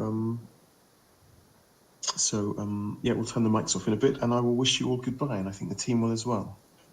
Goodbye, everyone. See ya. Goodbye.